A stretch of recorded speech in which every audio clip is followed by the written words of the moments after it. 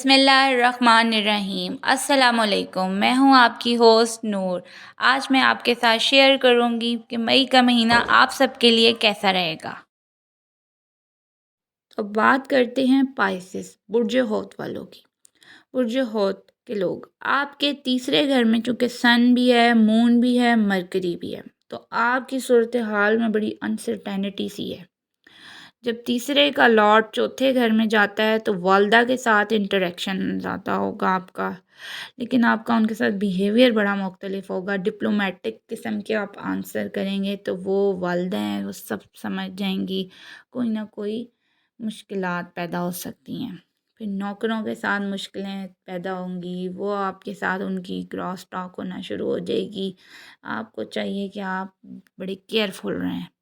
پھر تیسرے کا لارڈ جب ففتھ میں آئے گا نا تو پھر آپ کو جا کے تھوڑا سکون ملنا شروع ہوگا، پھر آپ کوئی نہ کوئی نئی چیز سیکھیں گے، کچھ پبلک فیم کی طرف جائیں گے، کوئی محنت کریں گے تو پھر انشاءاللہ آپ کو اس کا پھل بھی ملے گا۔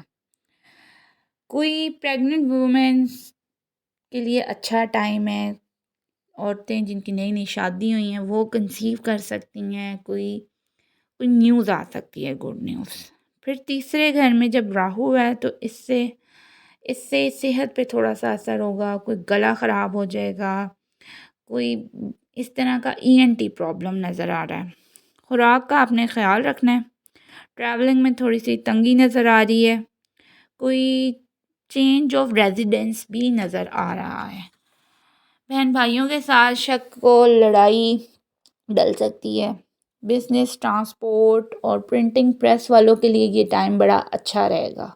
جو میڈیا سے ریلیٹڈ کام ہے ان کے لیے بڑا اچھا ٹائم رہے گا، وہ اپنی ریٹنگ بڑھانے کے چکر میں ہوں گے تو ان کا بڑا اچھا ماحول کریٹ ہو جائے گا۔ تو آپ کو احتیاط یہ ہے کہ آپ کے سر درد، ENT کے کوئی مسائل، اس لیے اپنی صحت کا زیادہ خیال رکھیں۔ صدقہ دودھ، آٹا اور سبز دال جو پرندوں کو ڈالیں وہ اس کا خاص خیال کریں، تو انشاءاللہ آپ کا بھی ٹائم اچھا گزر جائے گا۔